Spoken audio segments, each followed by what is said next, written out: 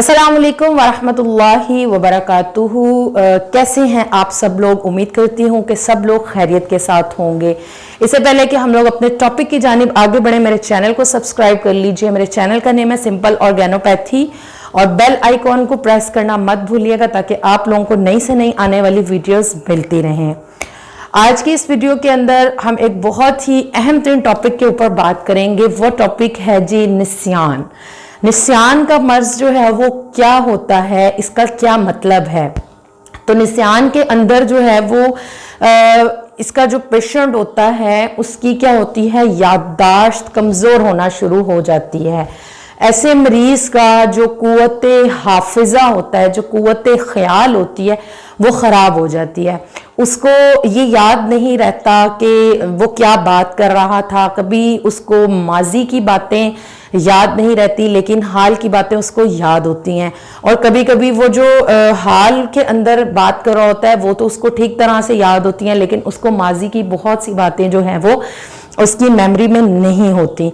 यानी in short उसकी memory जो सी है वो वीक होना शुरू हो जाती है, वो कमज़ोर होना शुरू हो जाती है। अक्सर जो है वो बात करते करते जो है वो भूल जाता है कि उसको क्या बात करनी थी, या कभी कभी बात के दरमियान में ही भूल जाता है कि वो क्या बात कर रहा था। बहुत से मरीज तो अपना नाम तक भी जो है वो भूल जाते हैं।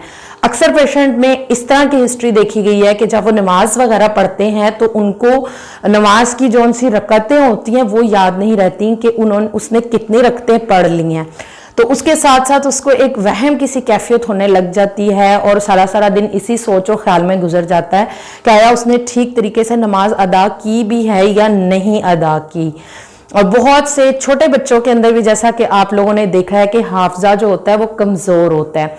और अगर जो है वो कोई किताब, कोई मजमून, किसी बुक को लेकर उसके मुताले के लिए बैठते हैं तो एक तो दिमाग के ऊपर बहुत जोर पड़ता है, और अगर किसी चीज़ को याद करने की कोशिश करते हैं बाज़-औक़ात वो चीज़ उस टाइम में बहुत परफेक्ट उनको याद हो जाती है, लेकिन अगले ही लम्हे में या एक आध दिन में जब सोचते हैं हमने ये मजमून, इस टॉपिक को याद किया था, तो वो चीज़ बिल्कुल उनके माइंड से ब्लैंक हो गई होती है। ठीक है, उनको बिल्कुल जो है वो जहन में नहीं होता कि उन्होंने इसको याद किया था तो ये क्या था। ठीक है, यानी उनकी कुव्वत हाफिजा, कुव्वत ख्याल ख़राब होती है, वीक हो जाती है, जिसकी वजह से उनको इन तमाम तर प्रॉब्लम्स को फेस करना पड़ता है। मजीद पेशेंट की हिस्ट्री, उसकी अलामात क्या होती हैं। अगर उसकी नब्ज़ देखी जाए तो नब्ज़ जो उनसी है वो उनकी इंतहाई सुस्त होती है, कमज़ोर होती है, आसाबी नब्ज़ होती है। यूरिन जो उनसा है वो सफ़ेद रंगत का मिकदार के अंदर जो है वो ज़्यादा आता है। और नींद की ये कंडीशन होती है कि नींद बहुत ज़्यादा आती है और गहरी नींद भी जो है वो ऐसे मरीज़ को आ जाया करती है। अब कानून मुफरद आज़ा की रोशनी के अंदर अगर हम देखते हैं तो ऐसा होता क्यों है। असाबी तहरीक के अंदर यानी जिस वक़्त बलगमी रतूबात, असाबी रतूबात जो होती हैं वो बढ़ जाती हैं, जिसकी वजह से असाब जो उनसे होते हैं वो ढीले पड़ जाते हैं। जिस्मानी हालत यानी जिस्मानी तौर पर ऐसा इंसान सुस्ती का शिकार जो है वो हो जाता है। और अगर तो इसकी यानी हल्की हालतें हों, खफीफ हालतों में है तो उसकी नब्ज़ असाबी गुद्दी, और शदीद हालतों की सूरत में असाबी उजलाती तक ऐसे पेशेंट की नब्ज़ जो है वो हो सकती है। ठीक है जी, तो अब असाबी रतूबात के बढ़ने की वजह से जो कुव्वत हाजिमा है वो भी कमज़ोर होती है, इसलिए ऐसे पेशेंट को भूख भी ज़्यादा नहीं लगती, खाना खाने को भी जो है वो दिल नहीं करता। अक्सर जो है वो दिमाग के ऊपर खौफ की कंडीशन जो है वो तारी होती है। सोते में डराने से ख्वाब भी ऐसे लोगों को जो है वो आया करते हैं। तो ये जो है वो मजमूई तौर पर इनकी कैफियत होती हैं, जिस्मानी तौर पर कमज़ोर होते हैं। जिस्मानी हालत भी जो होती है वही सुस्त सी रहने लग जाती है। मर्दों के अंदर भी जो है वो कुव्वत की कमज़ोरी और जरियान वगैरह के मसाइल, इस तरह की चीज़ों का इनको सामना करना पड़ता है। ठीक है जी, तो ये थी इसकी अलामात और ये थी इनकी तहरीक। अब हम लोग चलते हैं इसके ट्रीटमेंट की तरफ कि ऐसे मरीज़ को अपनी ग़िज़ा के अंदर किस तरह से किन चीज़ों को जो है वो लेना चाहिए।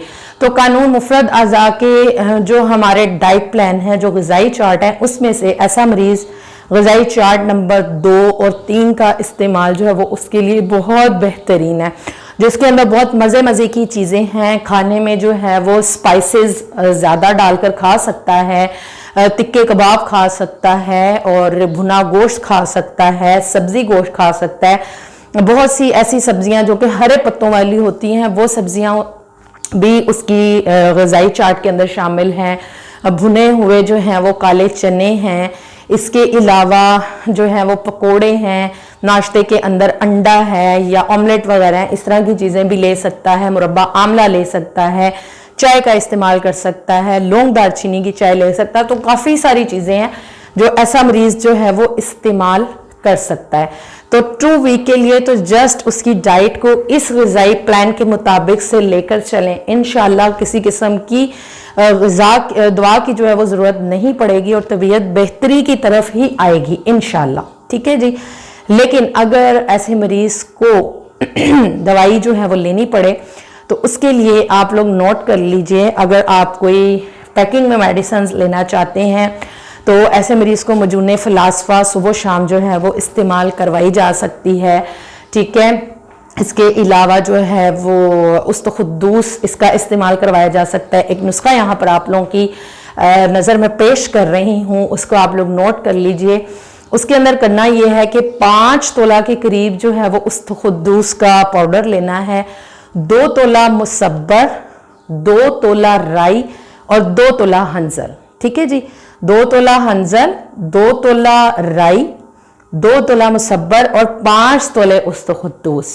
इसका सफूफ तैयार करना है। सफूफ तैयार करके मरीज को सुबह शाम इस्तेमाल करवा सकते हैं। चाहे तो इसकी गोलियां बना लीजिए, गोलियां बनाने के बाद गोलियां इस्तेमाल करवाई जा सकती हैं पानी के साथ, या फिर इस सफूफ को भी इस्तेमाल किया जा सकता है। ठीक है जी।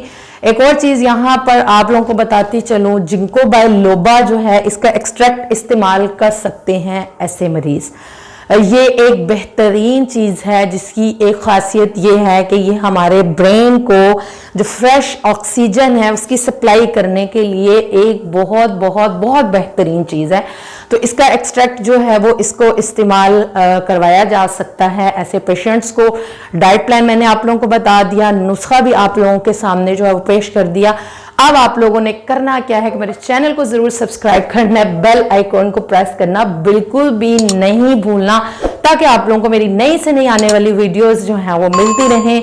अपना ढेर सारा ख्याल रखिएगा, मुझे अपनी दुआ में याद रखिए। अस्सलाम वालेकुम व रहमतुल्लाहि व बरकातुहू।